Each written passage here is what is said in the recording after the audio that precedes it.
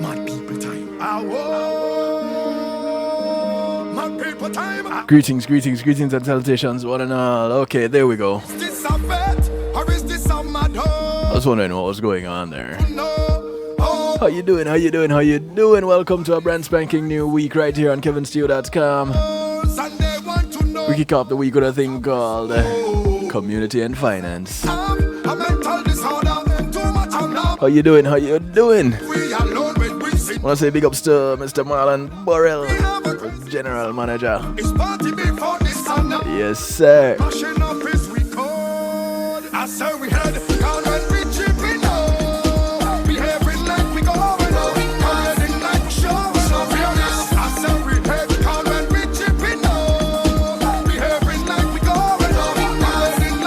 want to say big ups to each and everyone locked in right now. Those on WGLRO, top of the Danny Walker Morning Show. Danny Walker comes back live in just a few days. Big ups to those on One Harmony Radio. Top of the morning to you guys over in the UK.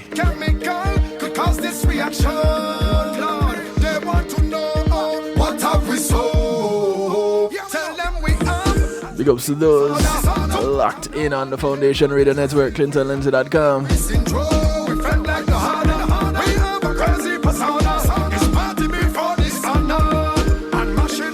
The global family on Reggae Global Radio, big ups to you.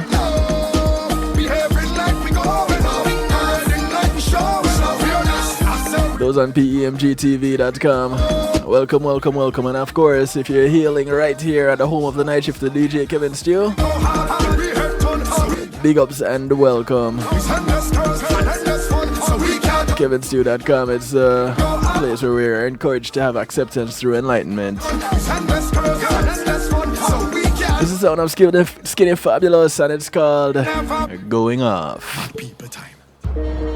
Mad people time. Mad people time. Mad people time.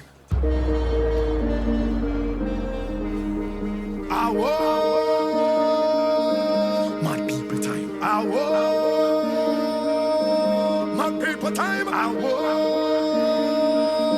Hear this. Is this a vet or is this a mad host? They want to know. Why these humans behave like animals, and they want to know what have we so. They say we have a mental disorder. Normal behavior, just leave we alone with weak syndrome. We fight like no harder. We have a crazy persona. It's party before this honor, and mashing up his record. I say we head down when we chipping out, behaving like we going out, hiding like we showing off. I say we head down when we chipping out, behaving like we going out, hiding like we showing off. We go hard and we hurt on. So we can't done. It's endless curse and endless fun. So we can't done. We go hard and we hurt done. So we can't done. It's endless curse and endless fun. So we can't done. Is this natural or is it just symptoms? They want to know. What chemical could cause this reaction? Lord, they want to know. What have we so? Tell them we have a drinking disorder. Too much abnormal behavior. Just leave we alone with we syndrome. We felt like the harder. We have a crazy persona. It's party before this honor, and mashing up his record. I say we head down when we chipping out, behaving like we going out, hiding like we showing off. I say we head down when we chipping out, behaving like we going out, hiding like we showing off. We go hard and we hurt on. So we can't done. It's endless curse and endless fun. So we can't done. We go hard and we hurt on. So we can't done. It's endless curse and endless fun. So we can't done.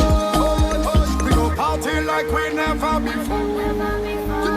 We go felt like we never before. These drinks. We're gonna do some things like we've never done before. So we mad turning cold. Let me go. Even if you did them last week, you do them like you never did it before. We going out, parading like we showing out. I said we head down when we chipping up. Behaving like we going out, parading like we showing out. We go hard and we head done, so we can't done, so we can't done. It's endless cars and endless fun, so we can't done, so we can't done. We go hard and we head done, so we can't done, so we can't done. It's endless cars and endless fun, so we can't done.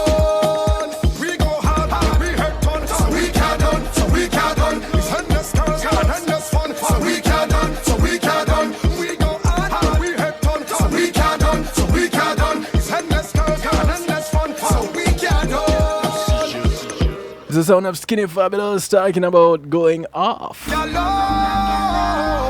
mad, to the core. Now we go, we head down when we chipping up. I want to say big ups to all those locked in on Facebook Live. Remember, it's only temporary. So you're using up the link in the description. You can go into kevinstew.com.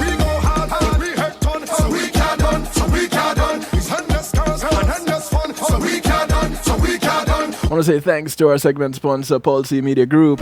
When being in the moment is priceless, give them a call. Providing innovative streaming and recording solutions. Paul C Media Group. Give them a call, 754-999-6020, or check them out at paulcmg.com. They can do everything you see right here on kevinstew.com and more. Host your website, create a website, provide streaming services on your website if you're looking for a secure platform to do your own thing. If you want to take it a step further and have your own internet broadcasting station, they have the solution for you. I want to say big ups to Althea and her Healing Heavenly Hands. Althea SU is a licensed massage therapist that operates out of Broad County, North Miami-Dade, and South Palm Beach counties. She comes to you, brings her table, has her oils, and of course her Healing Heavenly Hands. She comes COVID-free and she'd like to leave that way.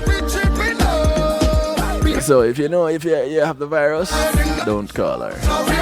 In the event that you don't have the virus, especially when you can prove it, give her a call, 954-655-9000. Or email her at thealater@att.net. Once again, she comes to you.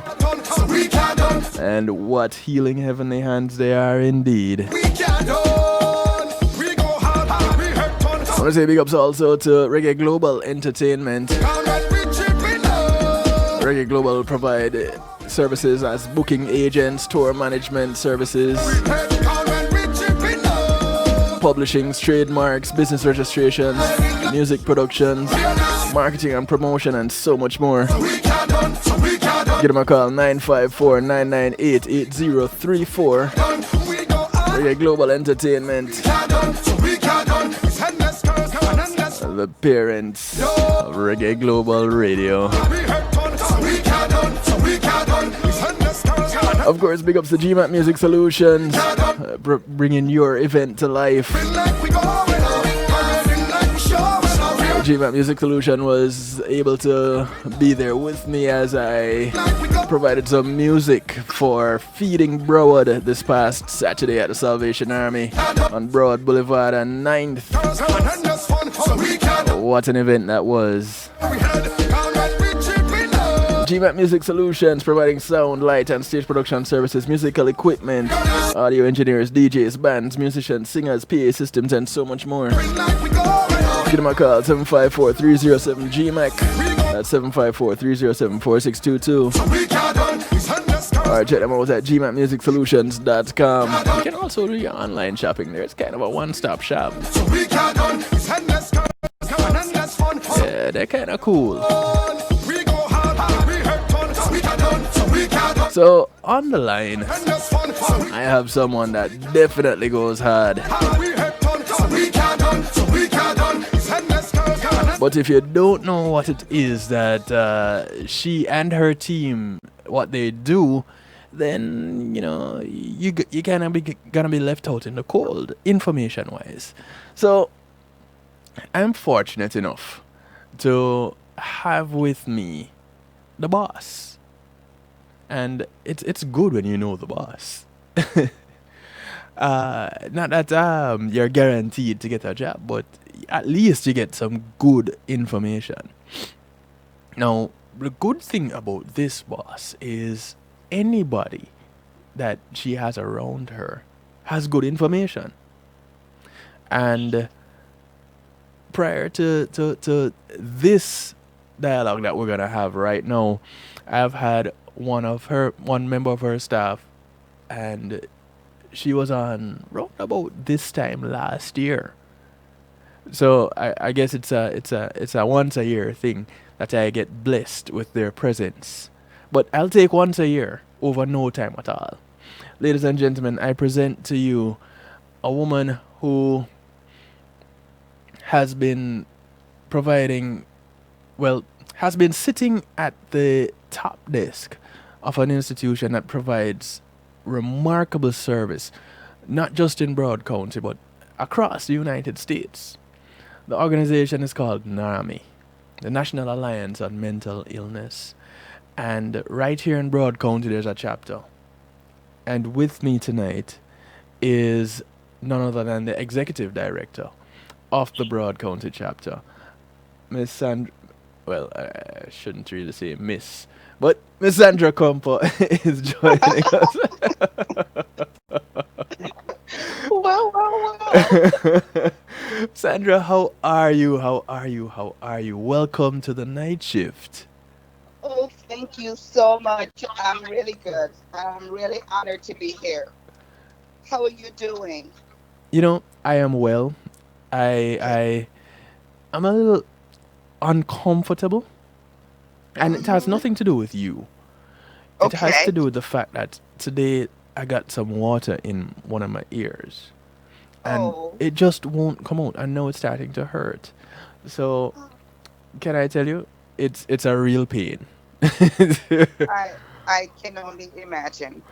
But I am so happy to have you on with us tonight, representing Nami. You, Sandra, and Nami, doing great things in the community. First of all, I just wanna, yes, give it up, give it up, give it up, give it up, give it up. Well, thank you, thank you, thank you. So, for those who don't know what Nami is, because not everybody knows. So, Hmm. for those who don't know what NAMI is, could you please shed some light on NAMI? Absolutely. As you said earlier, Kevin, NAMI is a National Alliance on Mental Illness. This is an organization that has been around for over 36 years in Broward County. Mm-hmm. But a little bit of history on NAMI. NAMI started about 40 years ago.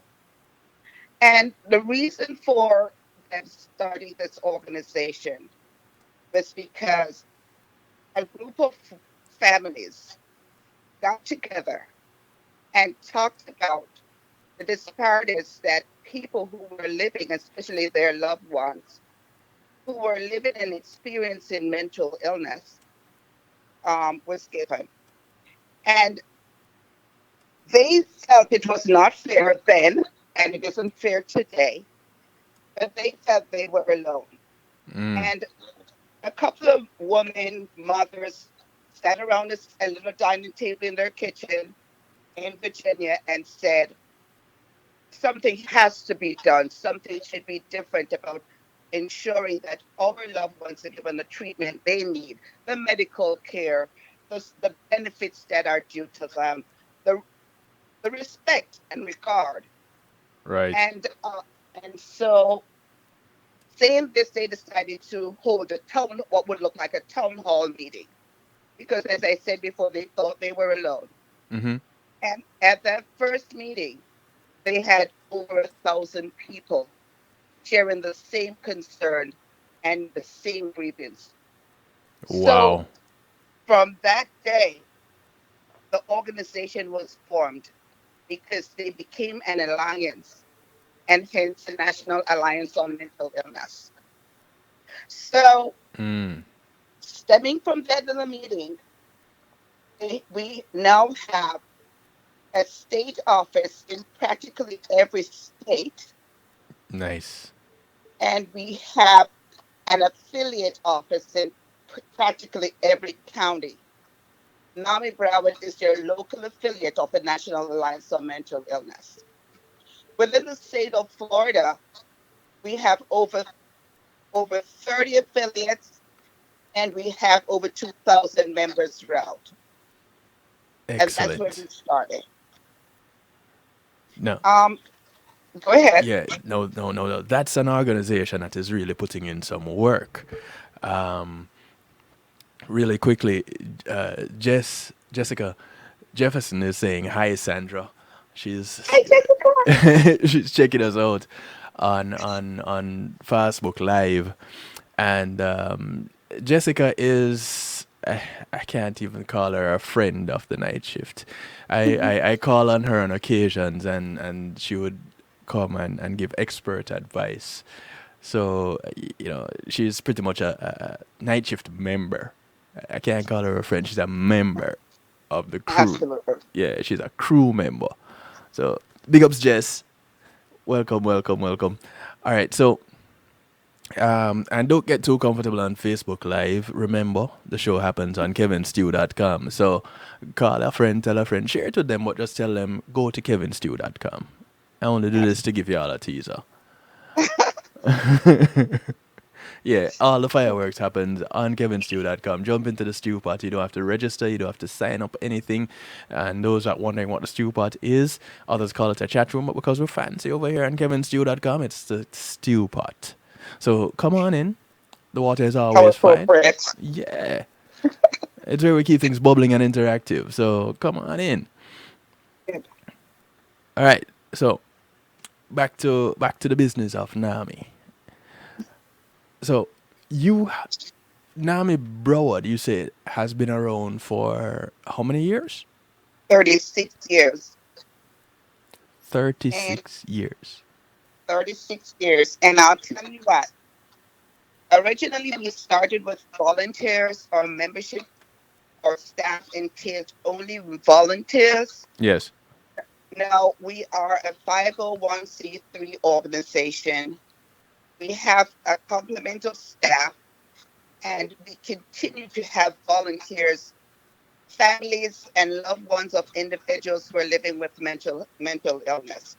Additionally, we have behavioral health specialists who have an interest, who will volunteer with us to present some of our programs, and we'll talk more about our programs as we go along. Right. But I really wanted to tell you the mission of NAMI. Mm.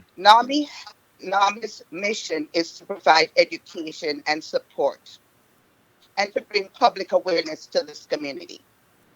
And the way we do this is by advocating, being partners with our behavioral health community, encouraging and empowering our people who are themselves living with mental illness, because we want to become a force to be reckoned with.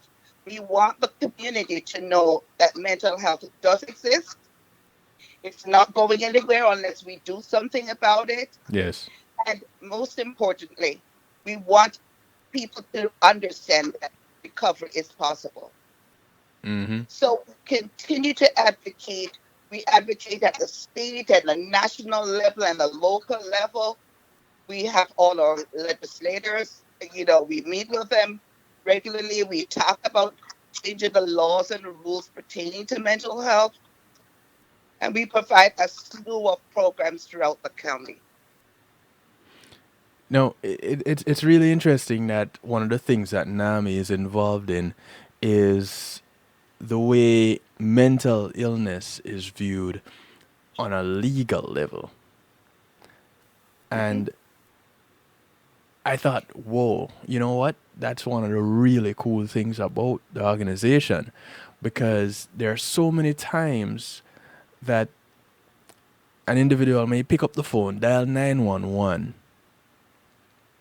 about someone, whether it is someone just being belligerent, someone banging on their door for no known reason to them, whatever but they call it, the cops, and the cops coming out and just treating whomever like a regular criminal when the individual may be going through something mentally.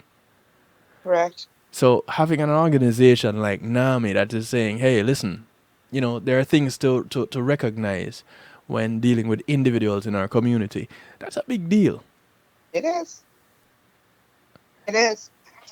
And um, one of the things that NAMI has been involved with over the years, I remember and I'm going to show my age right about now. In the early 90s, in the early 90s, NAMI Broward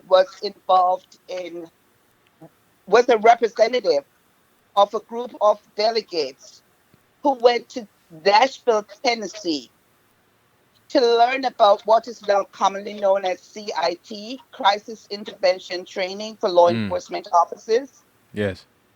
And we wanted to know about this because, again, we partnered with BSO,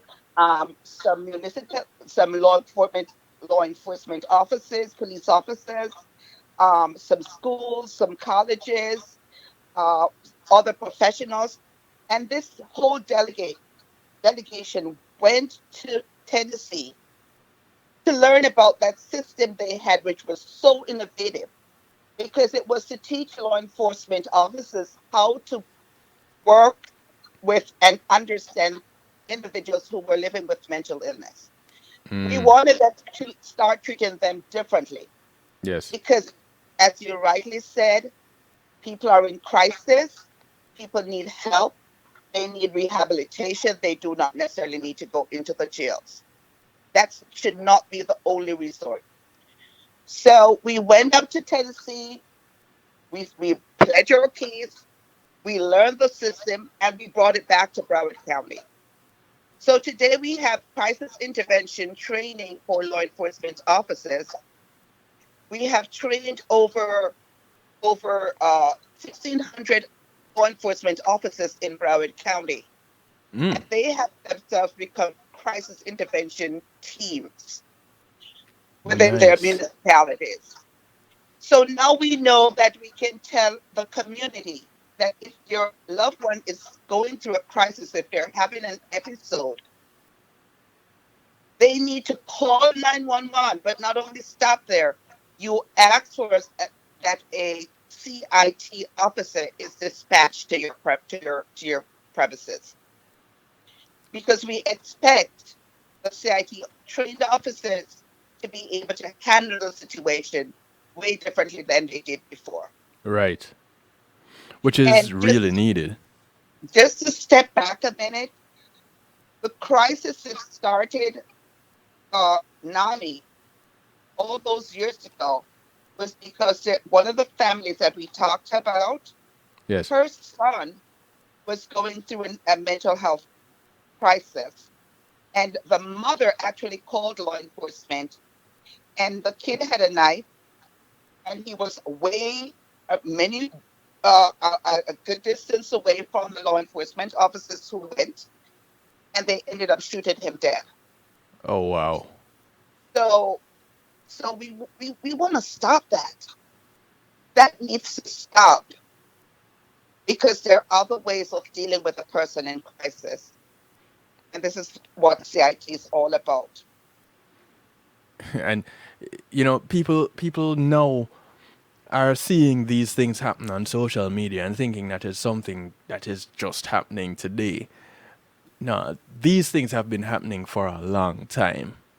Very long time. It's just that now with social media, it's coming out into the public eye before news houses can Yep. bring it out, and sometimes before they can taint the information. But, and So, we really want the community to know that there are officers who know exactly how to de-escalate a situation. right. We have a recent Baker Act of a high-profile person. That's the kind of escalation we ask for, not only a person who is in the media and who is known, but for our brothers and sisters. We want you to be able to turn up to a situation and not shoot to kill Right. and not necessarily haul that person off to jail. Because I don't know if you've ever been in a jail, but I've worked in the North Broward jail for 11 years in the mental health jail as a mental health specialist. And it's no place for an individual who is going through a crisis. Right, right.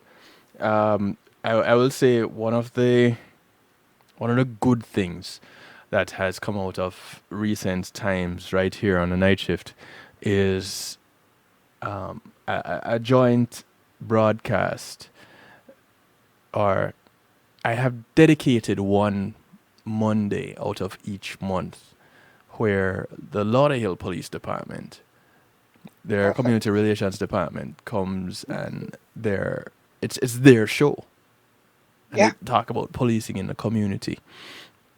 And we haven't touched on specifically crisis intervention as Hmm. yet, but coming into this new month, I believe that's a great thing for us to touch on. It is. It is because, I think you all officers should be trained. Yes. All officers should be trained because they will tell you, and you can speak with Lauderdale Police Department. The training, the CIT training, is a 40 hours training, 40 hours an entire week. Mm-hmm. They are not going to work half day, or they're not coming in for 2 hours. They're doing 40 hours of training on mental health. And they're talking about working with children, working with adults, recognizing the signs and symptoms of mental illness, understanding uh, the psychomedication, the psychotropic medications that they have to take, and how it affects them, how it impacts them, how they respond if they're on certain medication. Right. And they talk about substance abuse and the interaction of substances and psychotropic medication, and the behaviors that they will see when they encounter a person who is going through a crisis. And they also, which is really wonderful, is that they also teach the officers about well care for themselves, taking Mm. care of themselves, so that they Yes. don't become burnt out and they don't become exasperated and frustrated having to deal with a situation that they were not necessarily trained to do. Yeah. And on that note, actually, I wanna take a moment to big up all those who have been working directly with the law enforcement personnel on one recognizing these things, and even in their own care, and our superheroes therapist is one such person. Jess Jefferson is one such person. So Yes, big ups, big ups, big ups to you guys who have dedicated your lives to working in this field. Thank you very much. Want to say goodbye to those who are locked in on Facebook Live. This is where we bid you adieu. Jump on over to kevinstew.com where the dialogue continues, where we're going to learn about NAMI. It doesn't really matter where in the United States you are, there's a NAMI near to you that you can either check them out to find services or find out how to volunteer. We're going to be touching on that a little bit later on, how you get involved with all things NAMI. sure, sure. So, Facebook Live, thank you very much. Do appreciate love you. Come on over to kevinstew.com. So, all right, Sandra. So, Yeah, how did you get involved in NAMI? that's a very good question. So, I am a mental health counselor. Have been in the field for a very long time, and my position before I got to NAMI, as I said before, I was working in the jail, the North Road Jail, which is our house 60% of our individuals who are living with mental illness. And I later became the CIT coordinator or the CIT manager for Broward County, just facilitating all these trainings for law enforcement. And I tell you, Kevin, I've been through the trenches. I've worked in the jails. I've worked in the forensic hospitals. I've worked in the community, and always working with the people who are living with diagnosis. And I wanted to go to the other end of the spectrum, working with the families of individuals who are living with mental Mm. illness. Yes. This is what NAMI does. NAMI is known for educating family members because it is, if you think those people who are diagnosed are frustrated and lost and scared and just confused, when your loved one is diagnosed as a parent or a family member, you are experiencing these very same feelings and behaviors because it is so foreign when it's just a new diagnosis. Yes. So I joined NAMI working, trying to understand working with the families as well as those living with mental illness. And it has been a real experience for me because, as I said before, it is a scary situation. And I know Hmm. we'll probably talk about the 1 in 5 and who individuals who are diagnosed annually with a mental illness. And we'll talk about the children and the 14-year-olds who are diagnosed and the kids who are going into college and who are experiencing all the changes that comes with entering college and the hormonal changes and the separation from home and having Mm. to learn new things and be with new people and new customs and new cultures. Right. Some young adults just can't handle this.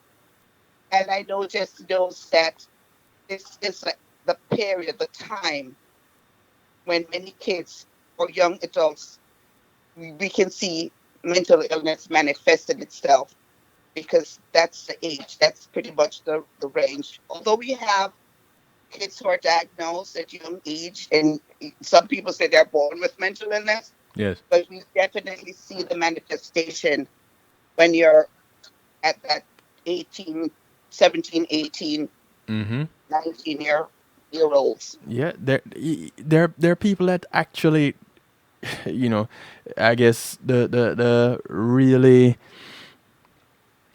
crass way. I don't know, the everyday way to say it is people go mad at certain ages.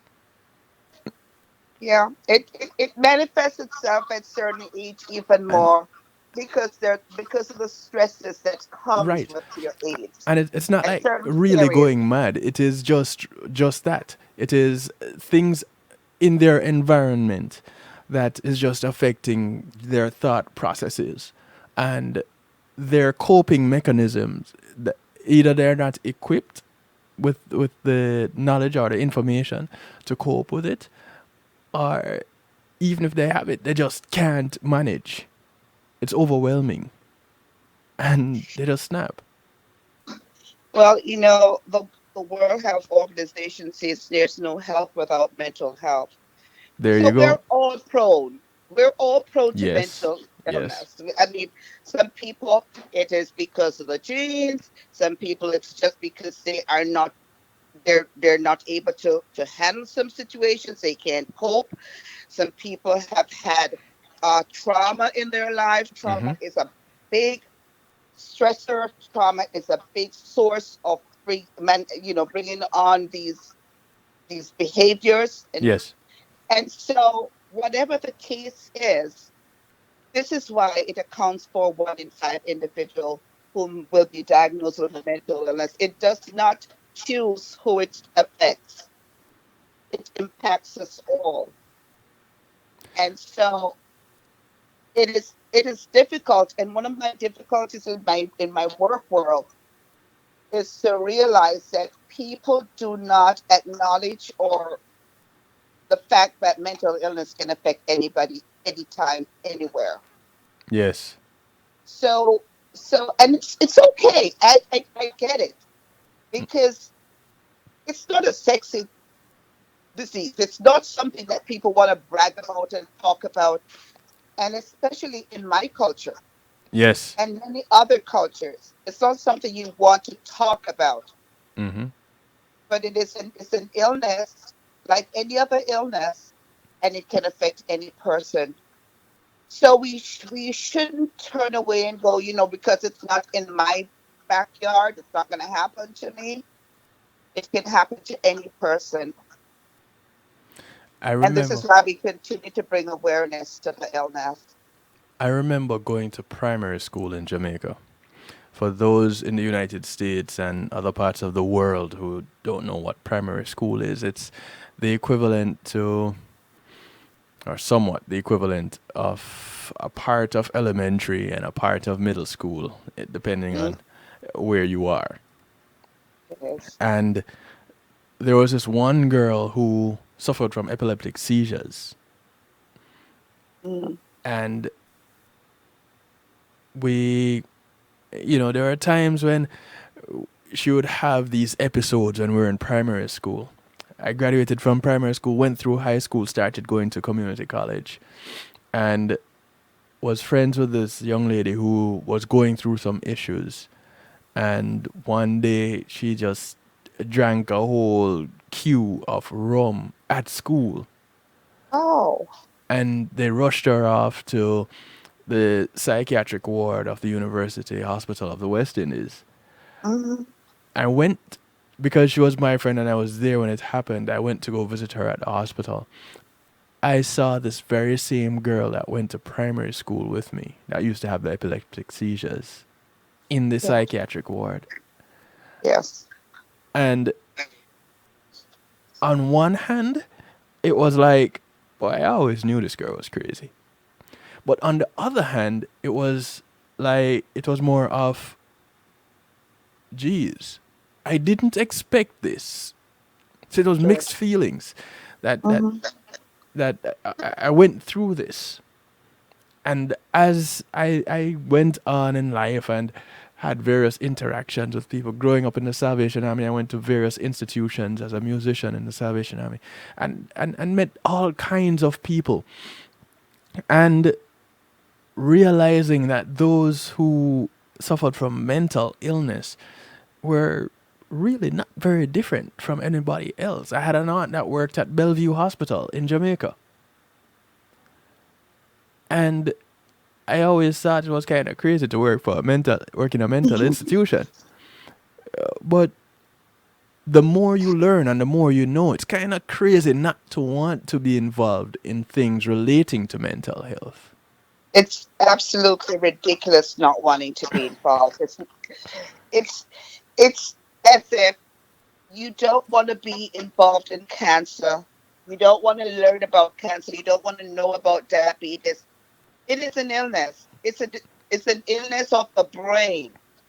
Mm-hmm. And so it's almost impossible for you to not acknowledge that mental illness exists. Yes. Because as I said before, that young lady that you talked about, you saw her in a different light.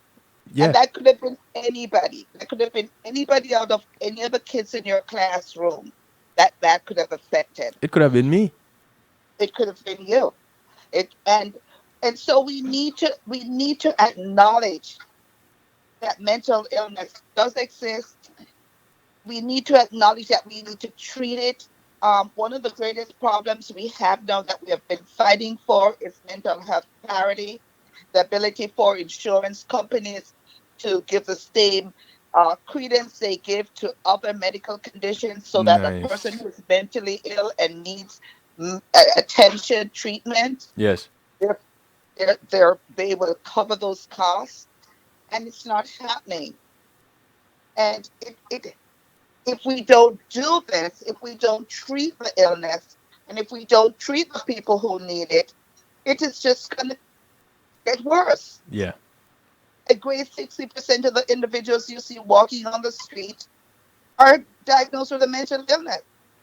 The other fact that I can tell you is that a great percentage of those people who are using illegal drugs may be diagnosed with a mental illness. Mm. So we need to give this, we need to first of all eradicate that stigma that says it is something that won't touch me and it is I am above being diagnosed.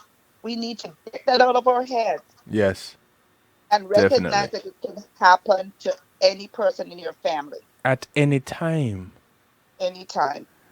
You know, a few weeks ago, I did a broadcast on borderline personality disorder. Actually, Mm. it was last week. and That's one of my favorite diagnoses to work with.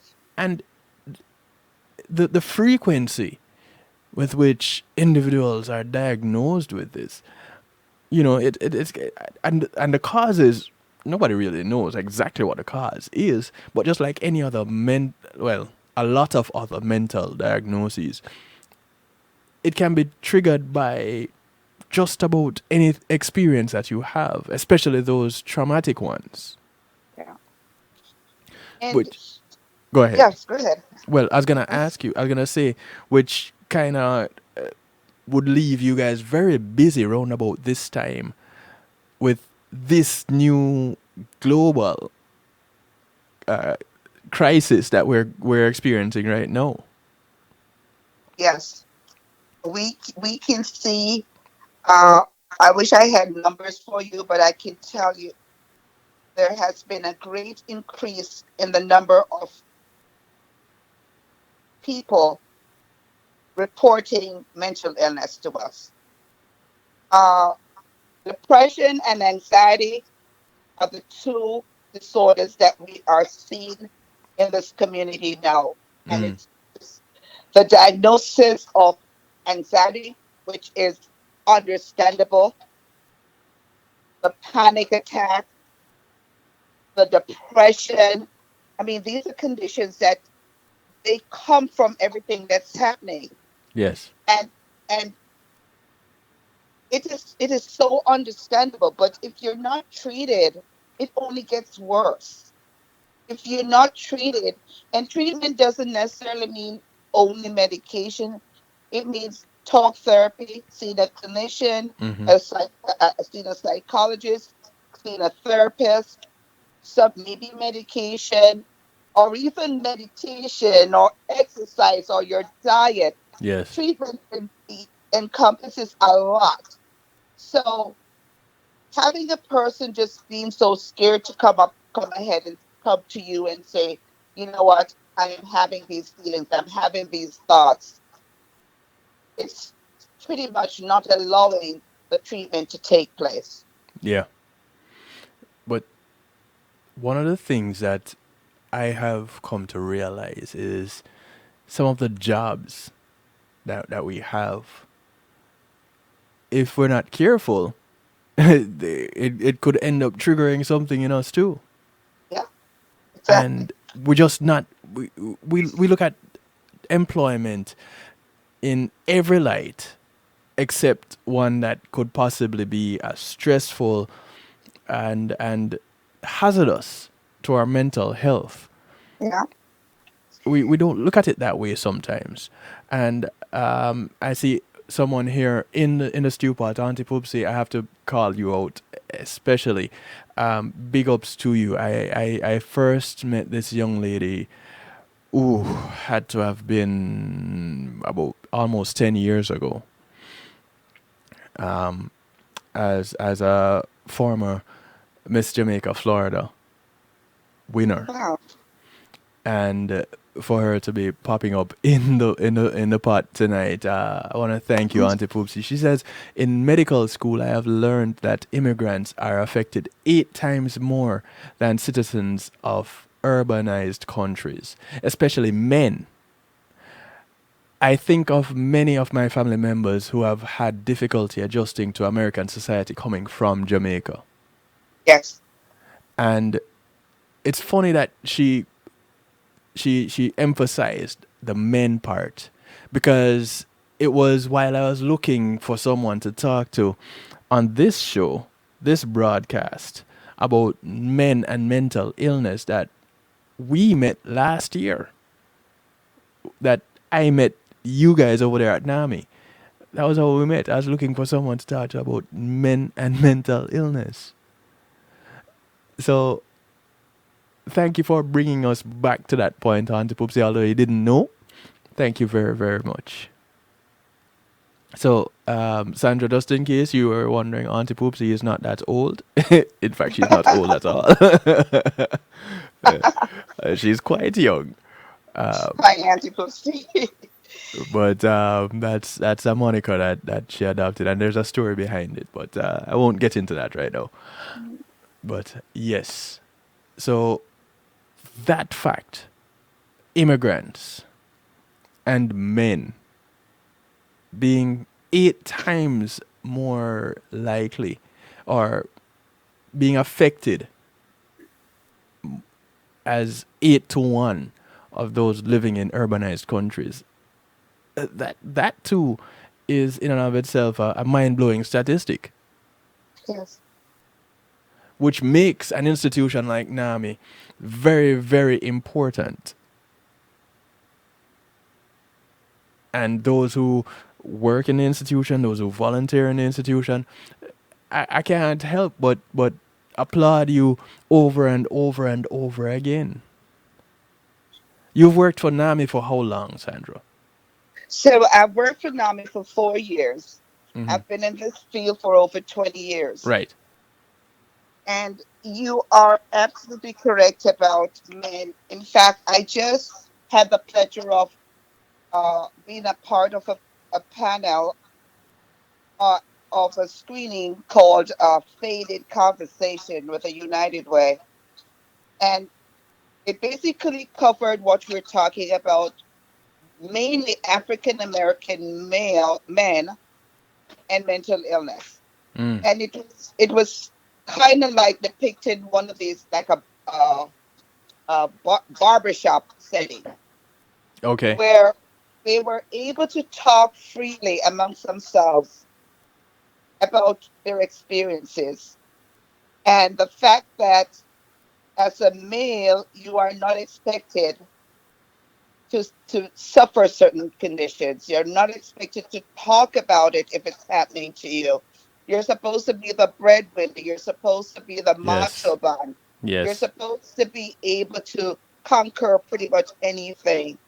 And so we what we realize is that a lot of men, African American men in particular, would not talk about their feelings.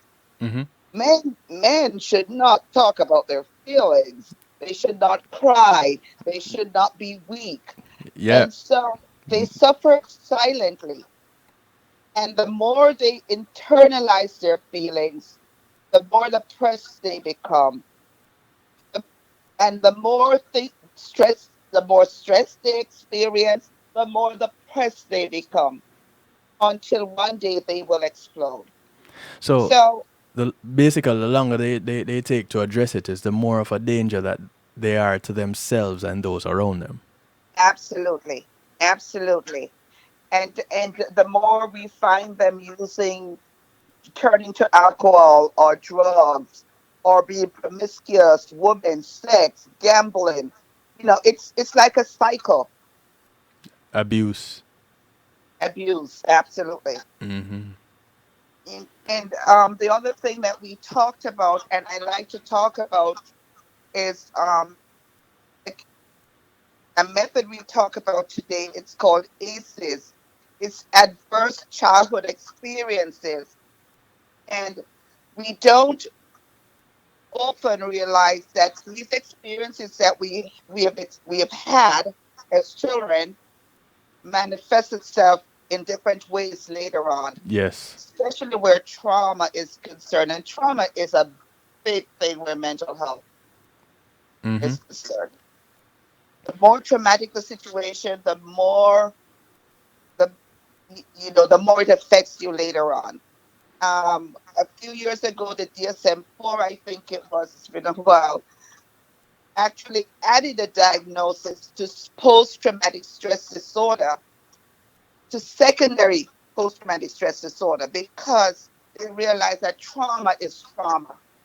And if it happens to you or you experience it, you see it happening to somebody else, it can affect you similarly. And and again, I turn back to law enforcement because that's something we talk about, and we talk about the careers or the professionals that are living with these conditions. Yes. We talk about accountants, we talk about lawyers, law enforcement officers. Those are some of the big ones Yes. Yes. that experience all these diagnoses that we. And these are major diagnoses. These are not, nothing to sneeze about. Right. These can be major diagnoses. You know, one of the things that I've been looking into recently is the well-being of those that work what are considered to be revolving door jobs. Hmm.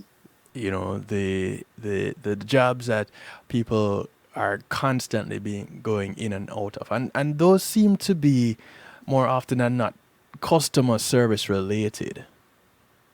Yes. Um, the food service industry, the call center jobs, Yeah. when dealing with people. And I've known people who have resigned from banking because they realize that it has become quite the strain. Yep. I myself resigned from a stressful job recently, Hmm.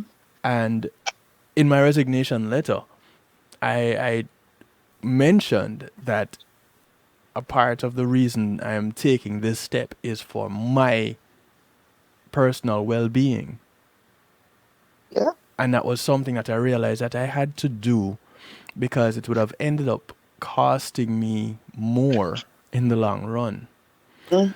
And I don't know how many individuals are really aware or take the time out to look at their personal lives, the job that they have, the relationship that they're in, the things that they do to pass their time, how they interact with their children. Look at all these aspects of their entire life and look at the things that that affect them positively and the things that could possibly affect them negatively, and take steps to change those things or change how they react with those things. I know of some of the services that NAMI provides. When an individual goes to NAMI and calls up NAMI and says, I this is what I'm going through right now, and I don't think that I should be going through all these things, and I'm starting to feel different from how I normally feel about it. I get anxious when I get up in the morning and I know that I have to go to work, or I have to go and meet this person. Is there something that NAMI is there a program that's available to that individual that NAMI can say, hey, you know what? Come on over. I have someone for you to talk to. This is not unusual. How does NAMI work with a call like that? So we have several programs, and we ensure that these programs address different sectors. So we start by going into schools, Mm. and we talk to the children, and we talk to them about mental health and recognizing the signs and the symptoms of mental illness and what to do in that case. We Yes. talk to the families themselves. We have programs for families, and we have programs for those living with mental illness. So we have these seminars that we put on periodically, just to address certain situations. One of the things that we try to do is to relate, work with our partners in the community, Mm. because we have two, myself and my program manager Melody Yes. are clinicians. However, we do not do direct services. We do have what we call a warm line. So if a person is going through a crisis, we can talk them through and we can talk them down. But our focus is to refer them to appropriate organizations or agencies that will work with them directly. We want to make sure that we follow through with them to make sure that they are connected to the services that they need. Yes. We we try to educate the community as best we possibly can because education is the key. Mm-hmm. It's good to know. You know what you know, Yes. and we want individuals to recognize signs of illnesses. We want them to recognize signs of suicidal thoughts, attempts, resources available to them. So we cover all that at NAMI. But we have our constant warm line that we will always be talking to people. And during this COVID 19, two things I want to say about COVID 19. Mm-hmm. Terrible. There is nothing we can say that was great or is great about this illness or disease. Yeah. What we can say is we have more people calling and needing services asking for help. And we at NAMI have provided more programs. We have really expanded all our programs to accommodate the community. Everything is online. We're doing reach out to individuals. We're making sure that we meet the need. The second thing I will say is as you talk about taking care of your well-being, Yes. I would love to have organizations have that mental health day for workers. It is Yes. something that we've been meaning to get into organizations to talk to them of the importance of having a mental health day and the importance of recognizing their staff when they're at that point where they need to have some time off for their health, for their own wellness. But COVID 19 came in, and I'm going to get a little bit religious with you, That's and fine. it put a stop to a lot of our lifestyle.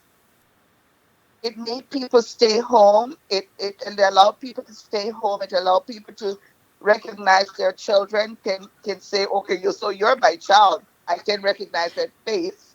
It allowed you to have dinner with your family members. It allowed you to understand that, listen, work is there, it's important, we need to do it, but we also have to do things in moderation Yes. because we have to take care of ourselves. And I pray and hope that once we are back to normal or the new normal, we can look back at what we have accomplished, meaning the jobs, and those of us who work from home were able to get the job accomplished. We were able to tell our family or staff, if you have children, you have to take care of them through educating them at home. You can work from home and you can continue to do that. And we also recognize our kid or our staff was needing mental health care. Yes. And I hope that we will continue to acknowledge that and to work with that accordingly because it is so important for our staff to be healthy. My hope and what I will intentionally set out to do is really see how I can bring some awareness to just that. Recognizing that individuals need to take care of their mental health as a part of their overall health. Correct. Because it doesn't really matter how much you can bench press. It doesn't matter how quickly you can cover 100 meters. If your mental health is not there, if it is not on point, if you have lost connection with your mental health, now you just are suffering mentally. It does none of those things matter. None of those physical attributes matter. So at the core of it all, We have to be taking care of our mental health, and some of the things that we do as a 9 to 5, whichever, wherever your 9 starts and your 5 ends, Yeah. because you have people working third shift and Hmm. moving from a regular clock 9 to 5 to working from 5 p.m. to whenever, or those nurses working 7 p.m. to 7 a.m. Shifts like those, moving into a shift like that can also be traumatic. It can be. So, Yeah. and our bodies generally operate of circadian rhythm. Hmm. Naturally, that's how our bodies operate. We rise with the sun and we set with it. That's right. So now we have the third shift coming in, and that's a little bit different. And now we have to recondition our minds. And some people, they just can't, but they have to go out and work. Yeah. Yeah. And some of our employers, we don't, all that matters is that statistic. We have a goal of this. We need to, each individual, we have 20 people out spreading this across these 20 people. We need each of them to do this so that we can attain this. And all that matters is attaining that goal. Nothing to do with the individuals that have to be there to make that goal happen. Because if everybody ends up not turning up, what is going to happen to that goal? It's shot to bits. Well, one of the things that employees don't understand is that presenteeism and absenteeism are things that they need to look at. It makes no sense to have your employee being present when they are mentally absent. Mentally absent. Yes. So we want to make sure that we look at the absent, the presenteeism with the staff we have and recognize, and this is why it's so important to recognize or to acknowledge if a person comes to you and asks for a day off, you understand that they need a day off because you're paying them to be in the office for nothing or to be on the job for nothing because productivity goes down, accidents happen more frequently. Mm-hmm. And so to giving that person that time to heal, as short as it is, will be will result in more production for employment. Yes. And I this is I jump right into our volunteers right now because, as I said earlier, 70% of our staff are volunteers, Yes. and we have them go out and we talk in our communities. We do outreach and we talk in our seminars and we speak to organizations and we talk about this kind of thing because we want people to realize how important it is for you to recognize mental health and Mm-hmm. the and having our people acknowledge that your mental state is just as critical as a heart attack or any other illness. Associate the two.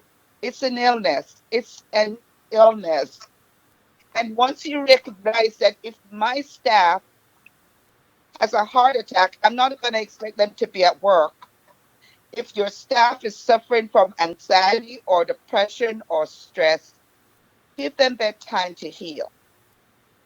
It's Yes. important to do so. And even within schools, we see the rate of suicide going up in schools. Our staff or school faculty needs to acknowledge that kids do suffer too. They suffer from similar feelings and behaviors as adults, Yes. and recognize this and do something about it before it escalates. Especially now, here it is again. Um, earlier this calendar year,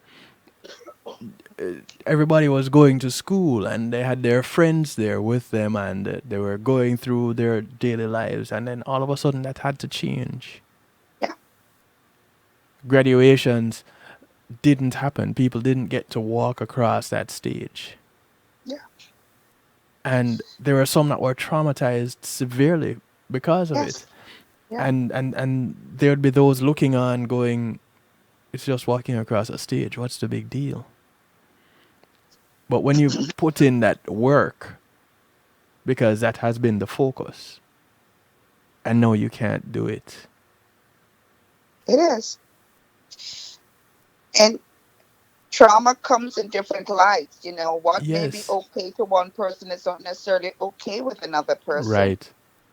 And what I'm seeing, and I pray that it doesn't happen, is that the results from COVID-19 is going to have some very long lasting effects. Yes, it will. The trauma of going through the illness itself is a whole separate situation. Just the trauma from going through the illness and Mm-hmm. the fear that comes with it, and the uncertainty and the unknown, that's something.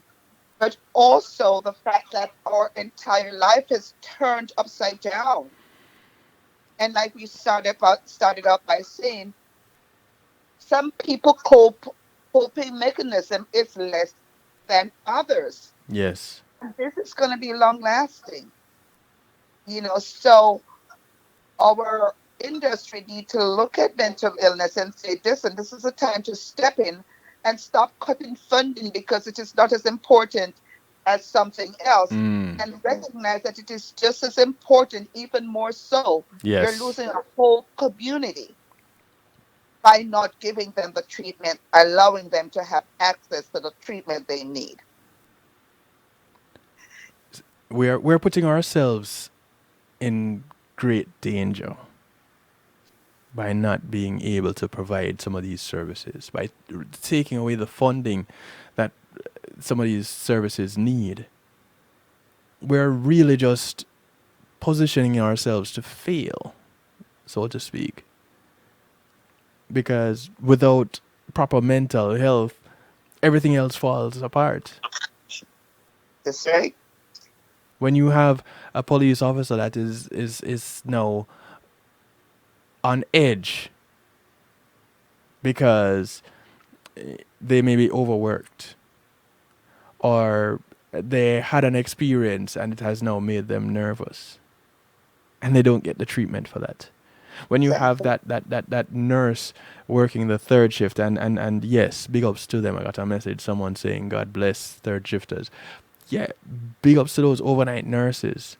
Yeah. But when you have that nurse that has just started on that shift, moving from a day shift to the night shift, and now they have lost that patient, and it's the first patient they're losing. That kind of thing, not all nurses are, not all individuals can handle something like that. Correct. Correct. And they need that help too. And you'd think people who, especially the ones who are experienced in years, that those that hold positions of power, they would recognize and understand some of these things and put policies in place that can meet the needs of individuals going through things like that. But no, it's not recognized. And so now NAMI picks up the fight. Institutions Yes. like NAMI pick up the Correct. fight. Correct. And our advocacy, our advocacy group, we will not put it down because that's what we are here for. Right. We are the voice. We are the voice of the community, and we advocate, and we will continue to advocate, and we try to instill ourselves in every sector that we can get involved with, because there is so much there is so much to achieve and there's changes to be made. And I started out by saying mental health is not a sexy topic. Nobody wants to talk about it. But I can tell you, Stu, that over the period of time that I've been with NAMI, I have seen some significant change in terms of how our legislators are responding to our call. We're asking them, we're asking them to recognize mental illness and to look deeper into their own family structures. And I have seen legislators cry Yes. because it touches them so deeply. Because as we said before, it does mental illness does not discriminate. And so our storytelling, and a lot of our families will tell their stories at a drop of a hat because it they can others can resonate. And when they talk about the situations within their own families and their own with what's happening with their loved ones, they can actually see that picture. They paint that picture, and others can see it and realize that it's real. And so over this time, I have seen some improvement. I am happy to say that we're looking at some of the laws, we're getting some action, some movement in terms of just doing a better job. Our finances, our funding is still very poor, but we're still advocating for more funding because funding provides services, and Right. services is what we need. How do people get involved?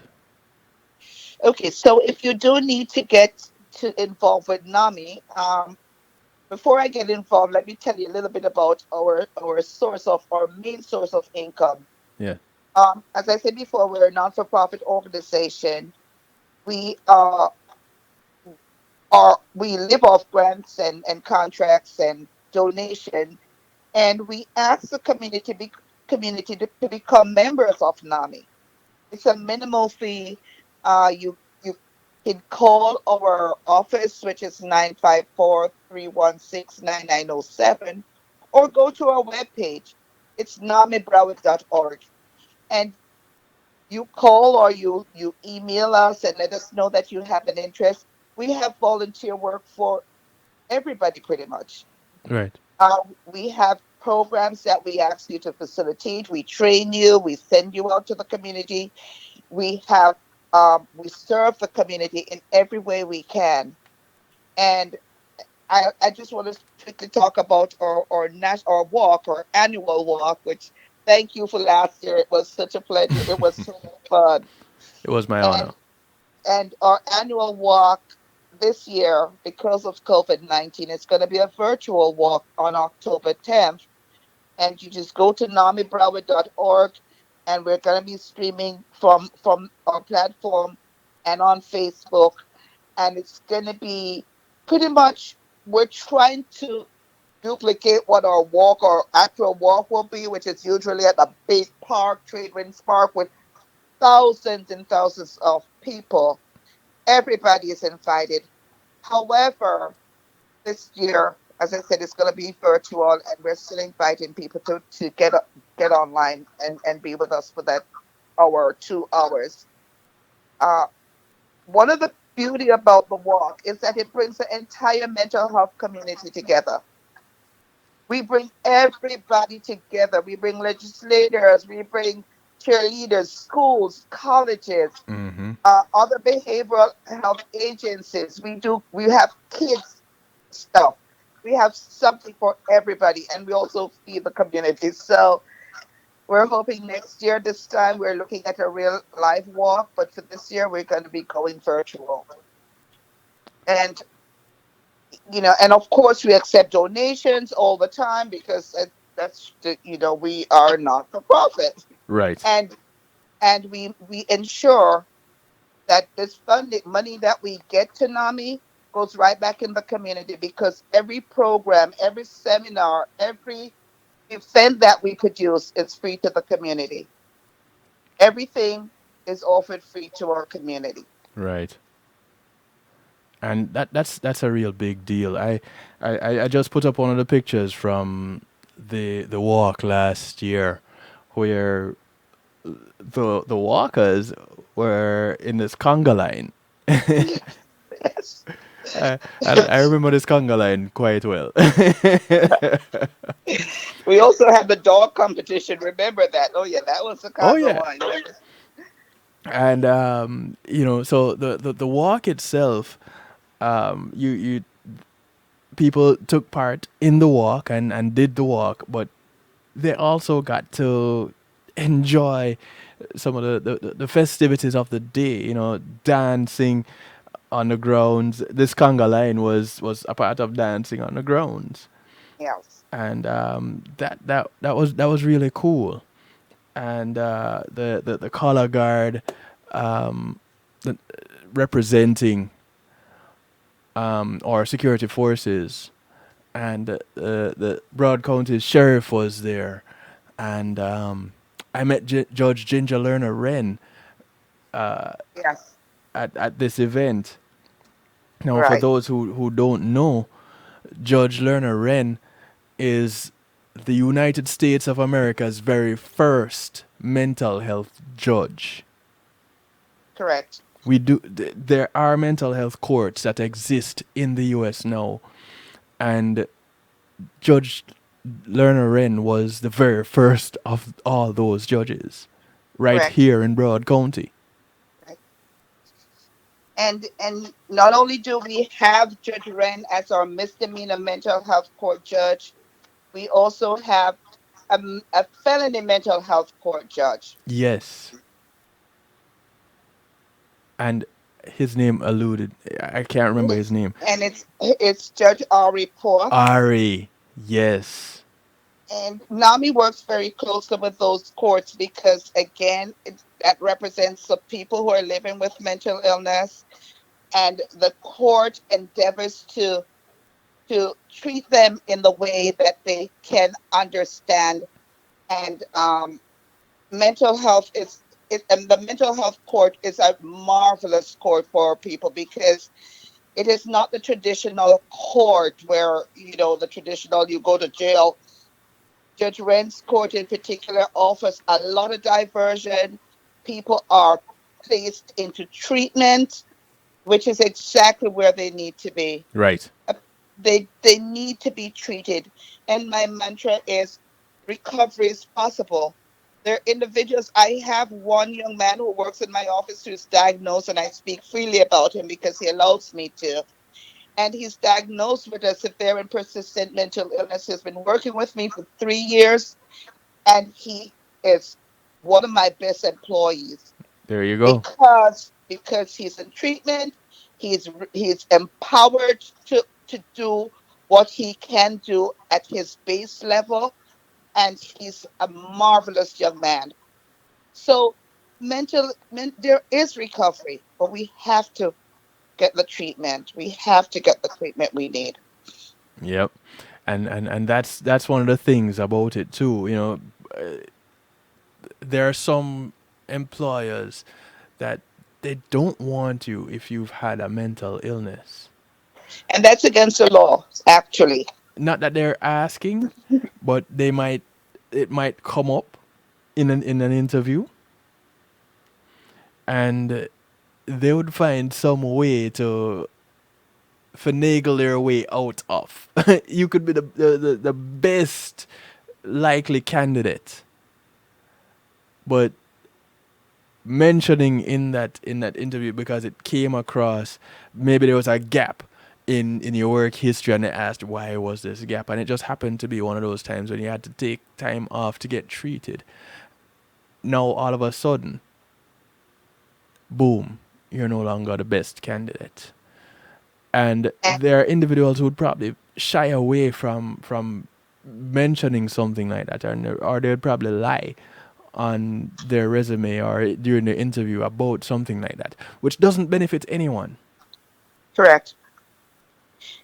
And we talk about the stigma surrounding mental illness. These are the things that cause stigma to continue. Yes. And like I talk about our advocacy group, these are issues that we will address because we are wanting to make sure that it is not legal for you to, first of all, to ask somebody their age or if they have a mental illness, and it is also wrong to not hire a person because of their mental illness. Right. So, these are issues that we're constantly faced with and we constantly have to address.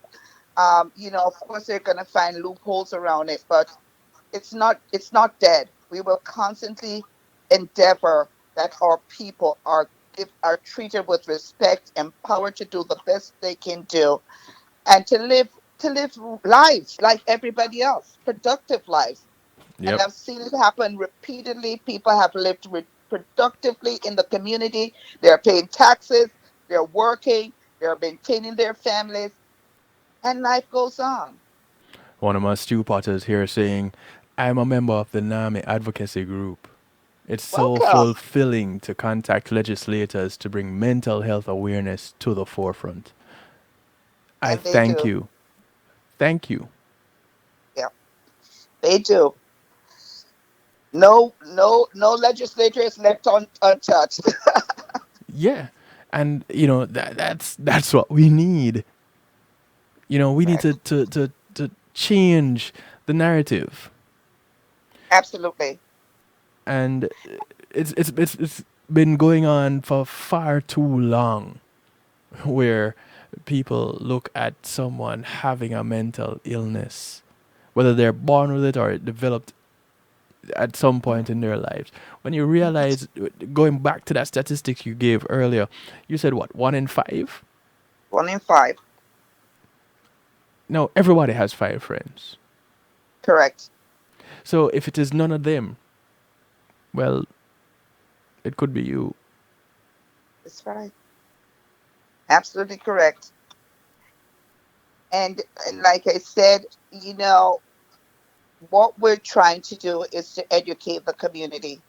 The more we educate, the more we talk about mental health, and in every sector, the more people understand about it and understand the need to do something about it. And there are agencies that will can help people. Yeah. And there are agencies like NAMI and the Mental Health Association and other partners we have. We have Footprints to Success, a clubhouse. We have many agencies that are ready to take your loved ones and to develop them and to train them and to send them out to work.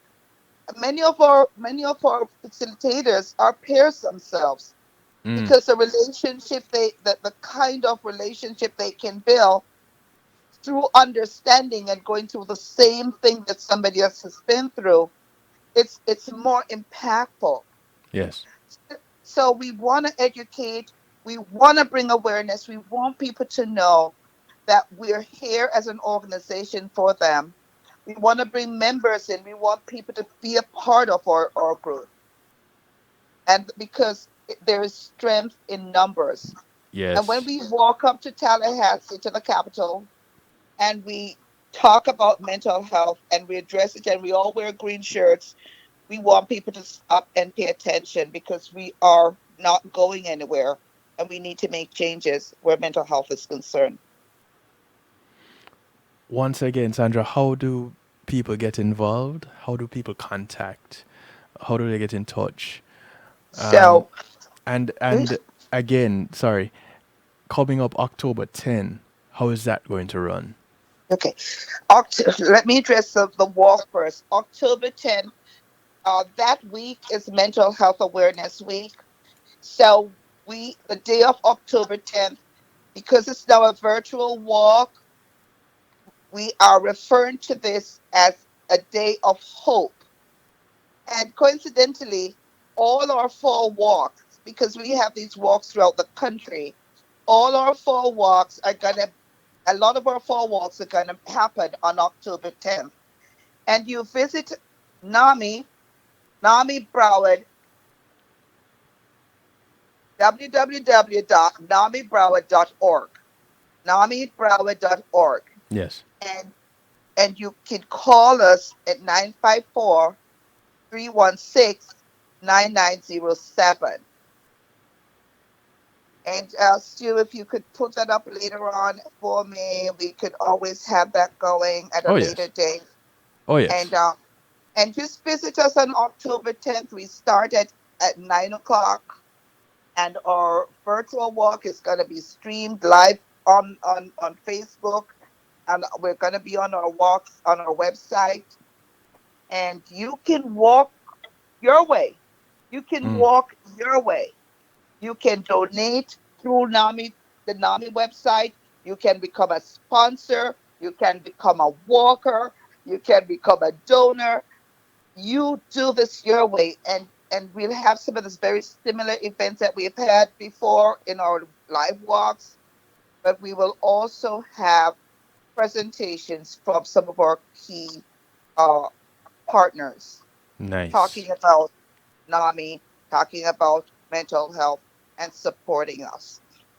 Excellent. So using those same numbers and those same contact methods, people can get in touch with your office. Absolutely. Our office is in Plantation, 4161 Northwest 5th Street, Suite 203, Plantation. And that's the only NAMI office in Broward County because there's only one. Wow. That gives you a whole lot of work to do. Broad County is not very small.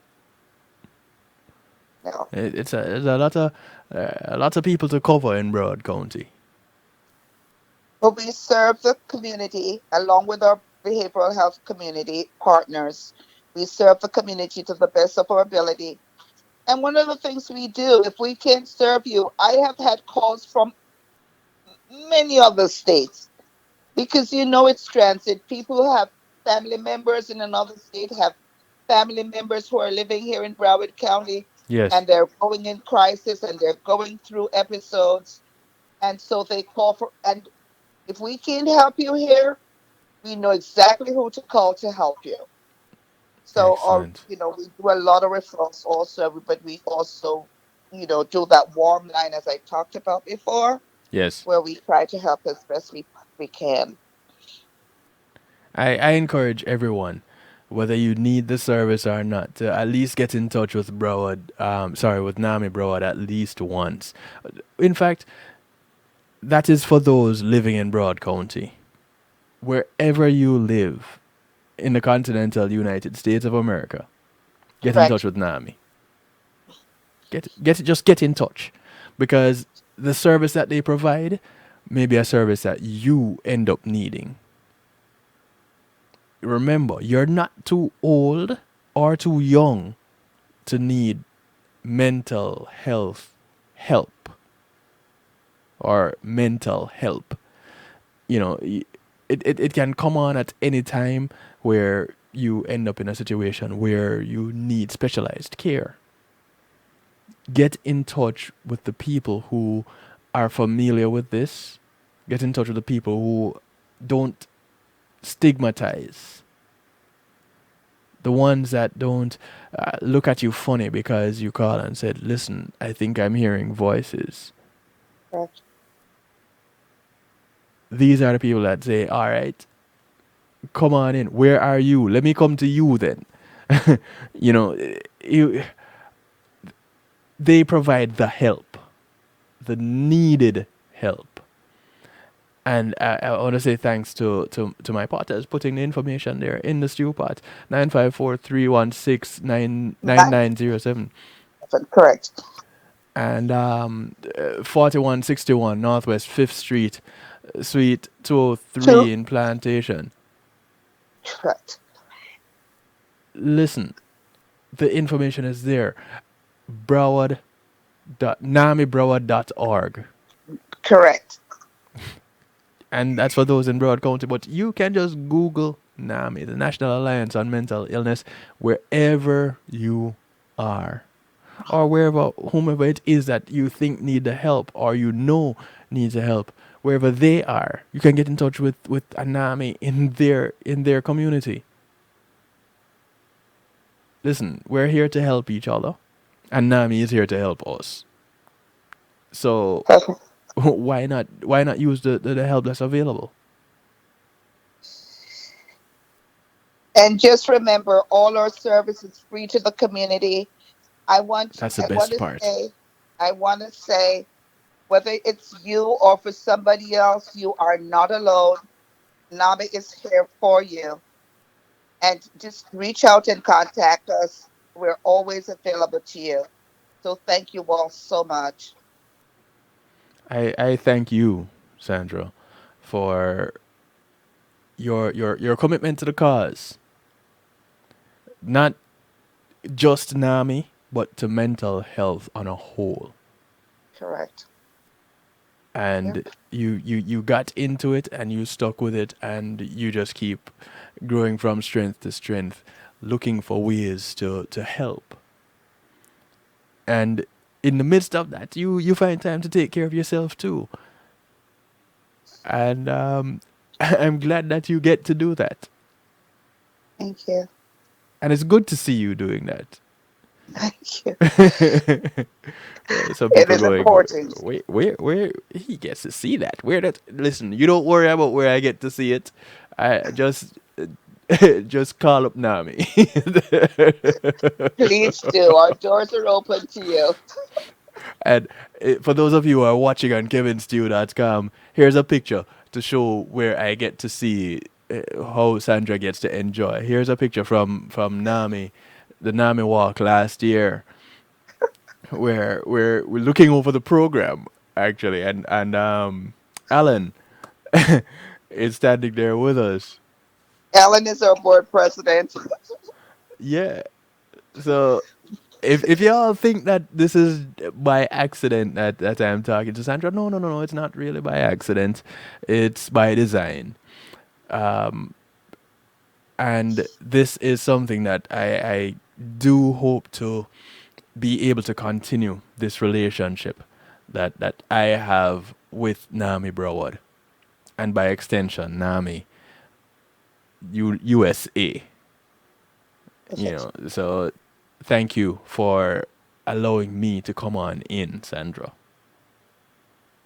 Thank you so much. Thank you so much, Sue. It's a pleasure talking with you and your audience tonight. Please remember to join us on October 10th. And just you get on Facebook or you go to namibroward.org and be a part of our virtual walk. Thank you. So looking forward to it. Thank you again, Sandra. You take care. All the best to you and your staff and the volunteers around you.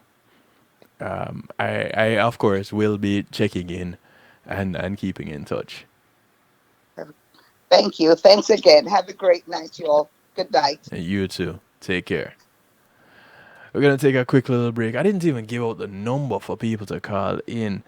Oh, sorry. I do apologize, but you should have known it by now. 773-789-STEW. Call, text, WhatsApp. In fact, you can still call going through musical therapy.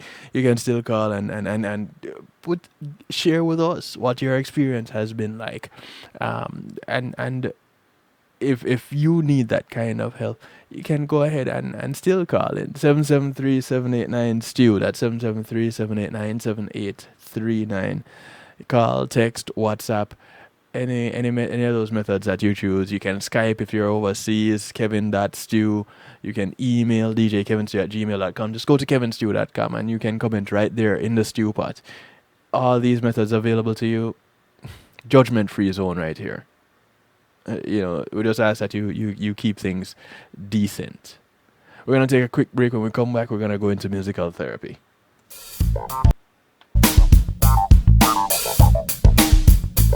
Quality Media Group, innovative streaming and recording, has done it again. A new way to get your business in full view of your neighborhood consumer through AdShare TV. It's available in your neighborhood today. It's easy. Just call us 754-999-6020. Become a host today and place a TV monitor in a strategic location so it's easy to see. Get a 1-minute video ad or longer that plays anywhere in our network. Can't be a host? No problem. For a few dollars, we'll run your 30-second video ad. A host can run announcement specials like buy one get one free or discount ads. Let's turn your flyers into a 30-second video with music or a voiceover, or let us create and run your video ad with a spokesperson. Take advantage of our early enrollment discount. Join us today. Your ad will be seen at least 30 times per day in your AdShare TV neighborhood. It's easy. Just call us 754-999-6020. AdShare TV, part of Pulse Media Group.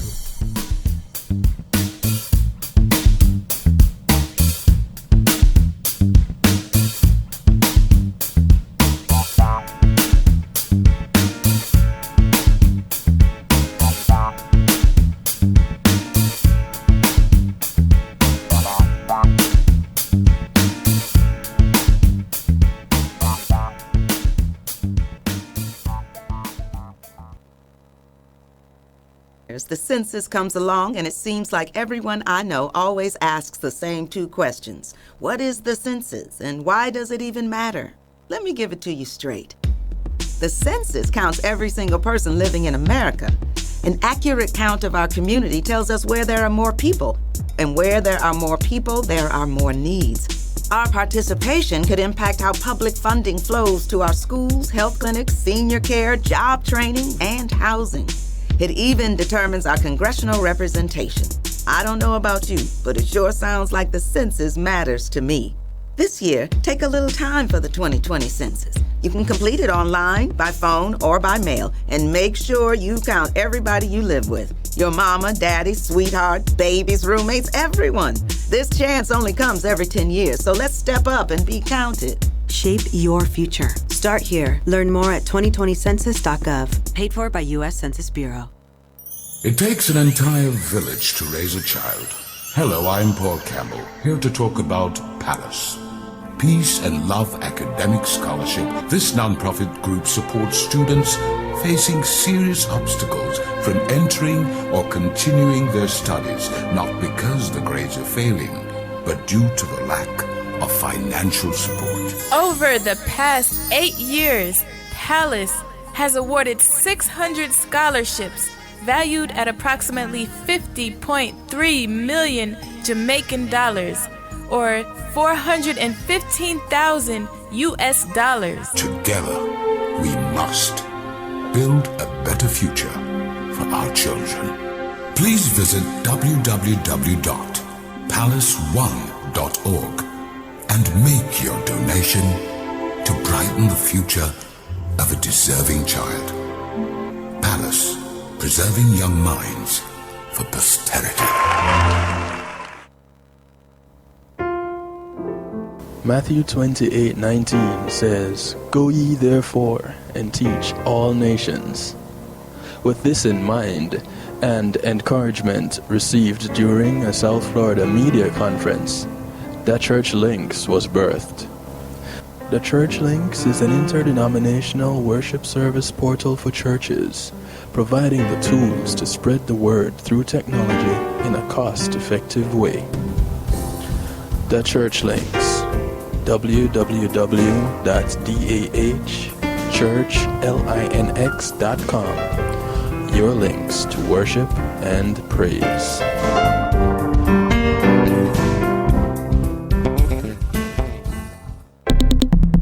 Greetings and salutations, one and all. You're invited to tune in to The Night Shift with DJ Kevin Stew.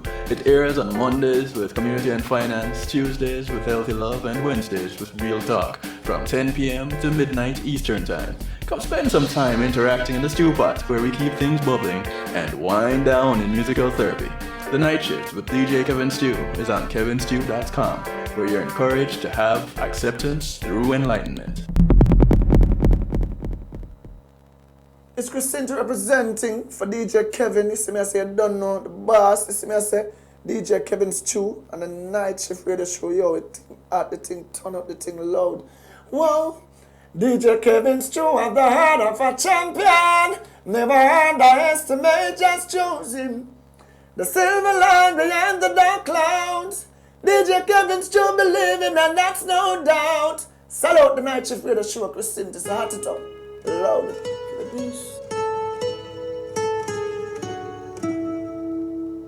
This world is so unforgiving, and I prove it every day. What's the purpose in us living if we're not sure? When a little baby's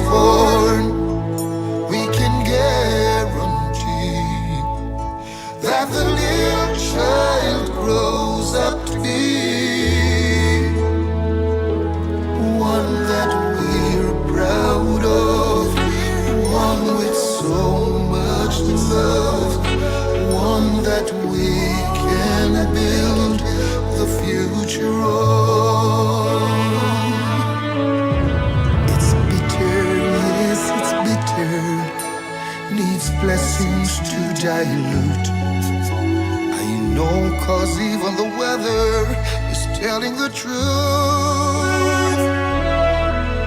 So it rains, so it pours, nature's knocking at our doors. And with all of that, tell me, do we still ignore? Oh no, but no one seems to have this magic solution, no remedy or cure. Now every time I think about giving up, this power makes me wanna fight more. Fight for the will of our children. Fight so that we can protect them. Fight so that love can repair it. Fight so that love will prevail it. Fight so that there will be no war. Fight so that no one robs the courage of. Fight for my brothers and my sisters. Those who are drowning in disasters. Oh, fight for the weak and afflicted. Fight in the war against the wicked. Fight for the dawning of a Sound of Beresford Hammond. Fight for a time when we can all say It's called Call to Duty. and my sister, regardless of color, we are people.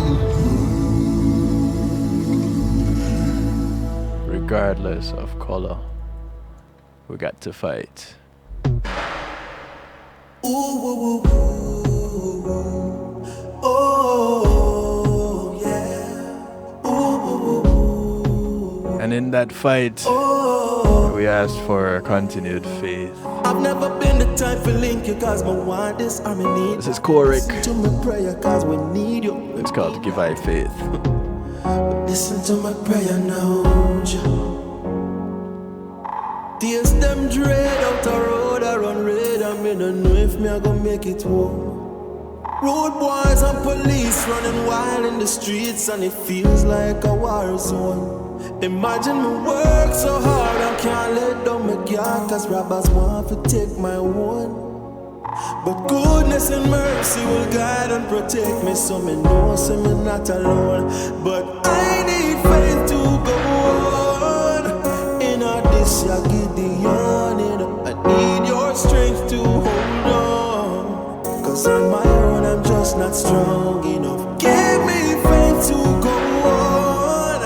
In all this ya Gideon, I need your strength to hold on. Cause on my own I'm just not strong.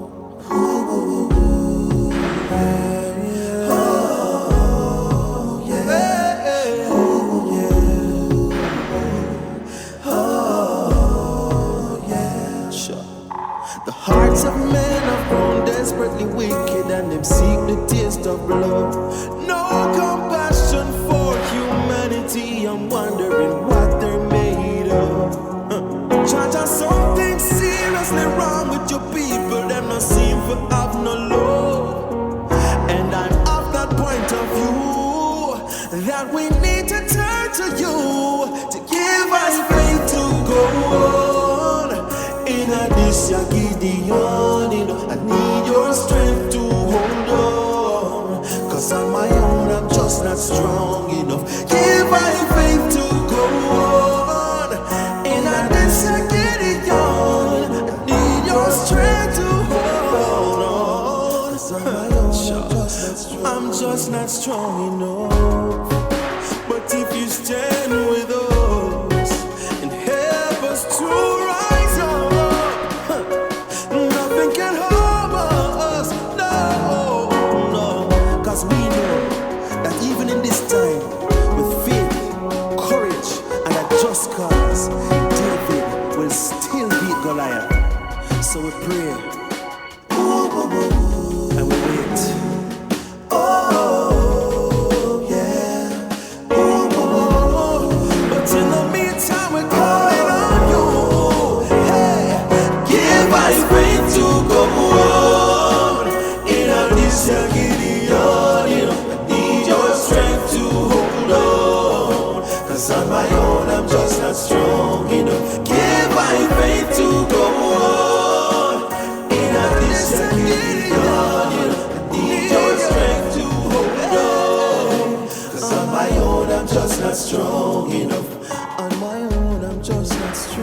man is an island. That is not how we operate. We need each other.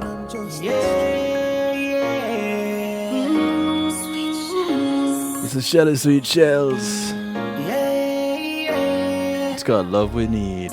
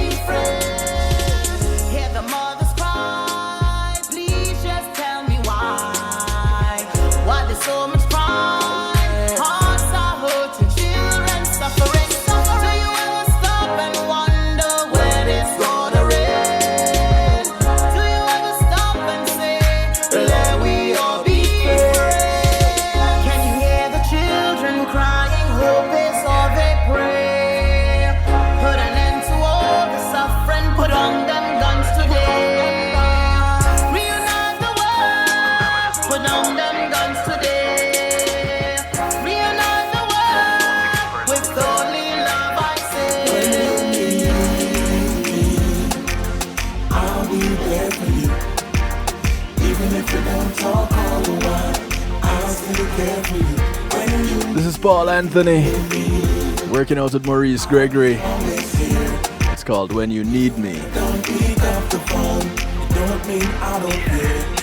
It's just somehow I'm always busy. It's hard to get a life when you have to make a living. I know I got some family and friends out there. I'm in a link with our chat to in months and years. Yeah, it no fear. I swear, but if I say I love you, that means I still care. Trust me, sometimes I gotta walk alone, but I'll be back home real soon. When you need me, I'll be there for you. Even if you don't talk all the while, I'll still care for you. When you need me, I'll be always here. Even when I don't pick up the phone, it don't mean I don't care. Well, I'm not the best at reaching out and keeping in touch, but I promise to try to do better. Cause if I lose you tomorrow, my friend, I would wish we could spend more time together. Yeah, my only regret, make more time for the people I can't forget. Before they're just a memory, I forgive thanks for the love that you're giving me, and push right through the anxiety. When you need me, I'll be there for you. Even if you don't talk all the while, I'll still care for you. When you need me, I'll be always here. Even when I don't pick up the phone, it don't mean I don't care. It's been a long time since I've seen you, yeah, but still you're on my mind. Oh, miss you, you know. Such a long time since you lost out. But the love that's in the clouds, I'm here for you when all is lost. So say the word when you need me. I'll be there for you. Even if you don't talk all a while, I'll still care for you. When you need me, I'll be always here. Even when I don't pick up the phone, it don't mean I don't care. When you need me, I'll be there for you. Even if you don't talk all the while, I'll still care for you. When you need me, I'll be always here. Even when I don't pick up the phone, it don't mean I don't care. When you need me, I'll be there for you. Even if you don't talk all the while, I'll still care for you. No emoji found. If things are sad, there's crying eyes that I can choose. When I'm mad, a mean orange face that I can use. This is JAE. And if it's cool, I throw some shades upon a face. Track is called No Emoji. And if surprise, there's big white eyes to put in place. A happy day could be a rainbow or a grin. It just depends on how I feel that day within. But when it comes to you, my thumbs can't sum. There's no emoji to be found for how I feel when you're around.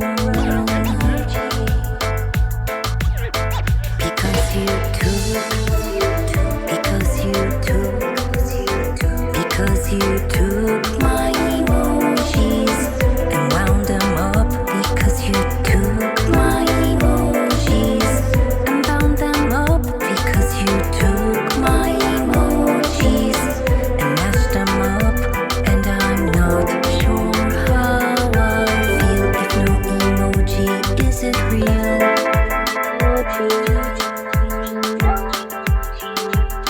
To celebrate, there's clapping hands and there are horns. And if frustrated, there's a face that wears a scorn. A frowning face can emphasize when I am blue. And enough pictures to describe a whole damn zoo. A happy day could be a rainbow or a grin. It just depends on how I feel that day within. But when it comes to you, my thumbs can't sum. There's no emoji to be found for how I feel when you're around. No emoji. Because you took. Because you took. Because you took my emojis and wound them up. Because you took my emojis and bound them up. Because you took my emojis and mashed them up. And I'm not sure how I feel if no emoji is it real.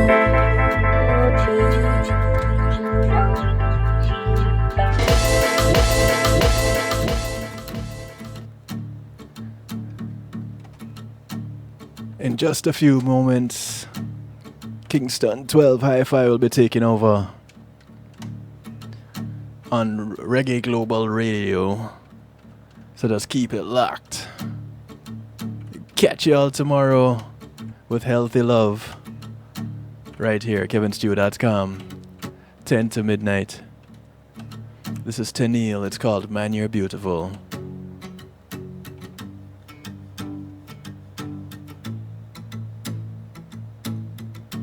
Smile like the stars that brightens up the night.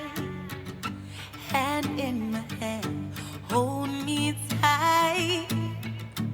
Eyes so deep. I want to say good morning, good afternoon, good day to you wherever you are in the world. From right here in South Florida, this is DJ Kevin Stew signing off, saying good night. 'Cause you're so beautiful, flaws and all. You make every obstacle seem so small. You bring joy and laughter, goodwill.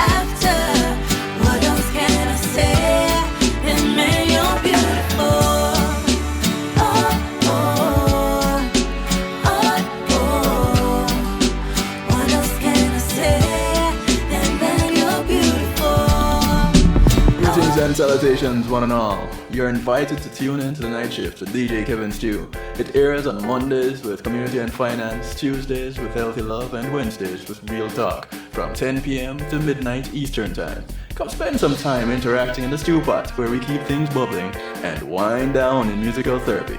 The Night Shift with DJ Kevin Stew is on kevinstew.com, where you're encouraged to have acceptance through enlightenment.